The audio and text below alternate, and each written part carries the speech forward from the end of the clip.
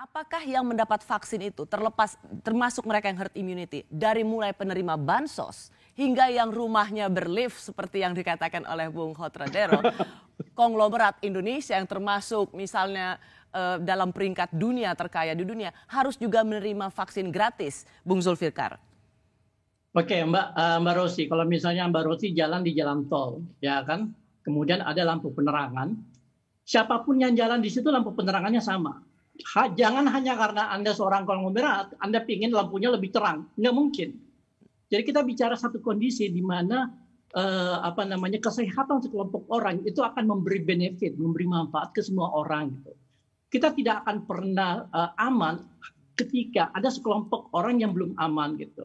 Jadi ini yang harus dilihat logikanya. Jadi dari penerima BLT, penerima bansos sampai konglomerat Indonesia terkaya masuk dalam urutan dunia boleh harus gratis.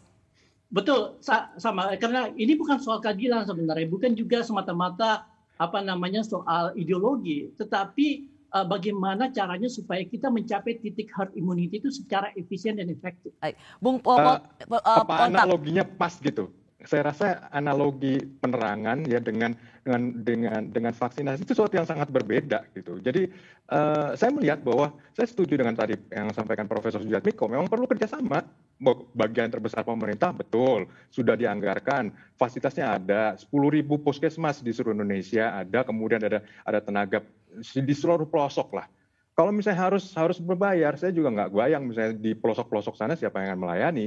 Ya tetapi kalau misalnya itu di daerah Menteng, kemudian di mana penduduk Menteng aja nggak tahu di mana puskesmasnya berada, ya. Nah, ada 200 lebih puskesmas di seluruh DKI Jakarta. Saya rasa orang yang banyak di antara penduduk Jakarta juga nggak tahu di mana puskesmasnya. Sementara pelayanan nanti berdasarkan data BPJS Kesehatan itu rujukannya akan berdasarkan puskesmas yang memang sudah terdaftar seperti rumah saya misalnya di Selipi. Maka saya kalau misalnya terlayani berarti saya akan datang ke puskesmas Selipi. Yang sebelah mana ya? Di mana ya?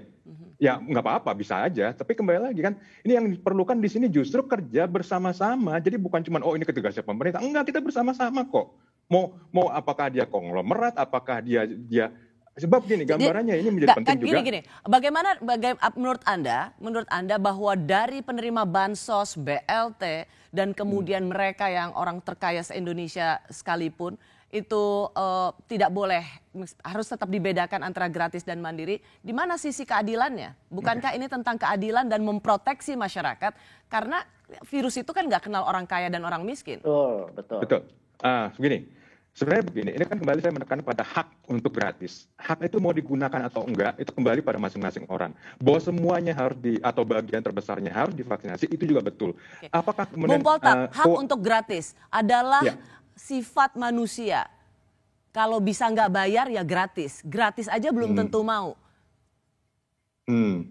Nah, kembali lagi, ini menjadi satu yang juga tantangannya, karena kalau kita lihat tadi ya, misalnya angka 160 juta yang akan target untuk vaksinasi, kalau 70% betullah sekitar 100 juta. Jadi sebenarnya sih kalau disebutkan tercover semua, ya betul.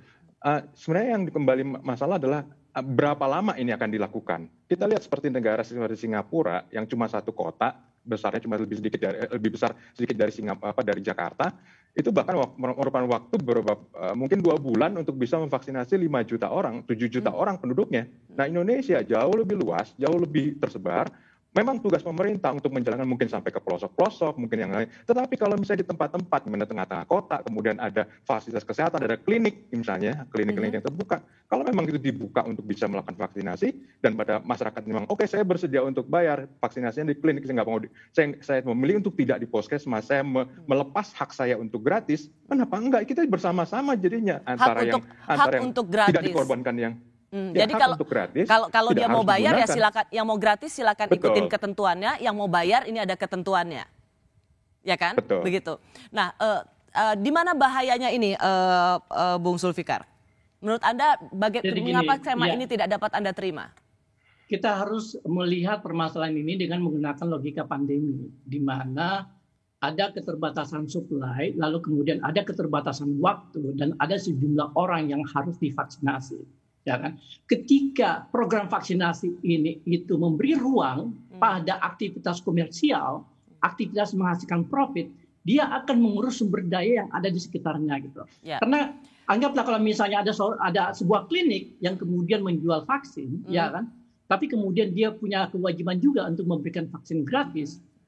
Dorongan untuk mendapatkan profit lebih besar itu akan mempengaruhi kapasitas, lalu kemudian supply, lalu kemudian kualitas pelayanan bagi mereka yang mendapatkan vaksin secara gratis. Ya.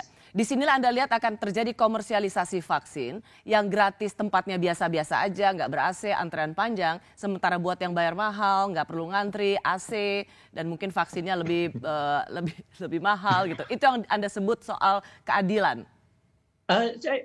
Sebenarnya saya tidak bicara soal keadilan atau soal ideologi. Saya bicara tentang bagaimana mencapai herd immunity secara efisien dan efektif. Bukan. Tadi kan logika pesawat terbang di sini tidak bisa kita pakai bahwa ada kelas bisnis, ada kelas premium ekonomi, ada ekonomi dan sebagainya. Enggak. We're not talking about market system. Karena orang akan berpikir gini. We're talking about how to handle the pandemic. Ya. Jadi, dan satu-satunya cara adalah membuat supaya vaksinasi ini dilakukan secara terorganisir dengan baik, secara efektif dengan sumber daya yang dikonsentrasikan ke tujuan itu.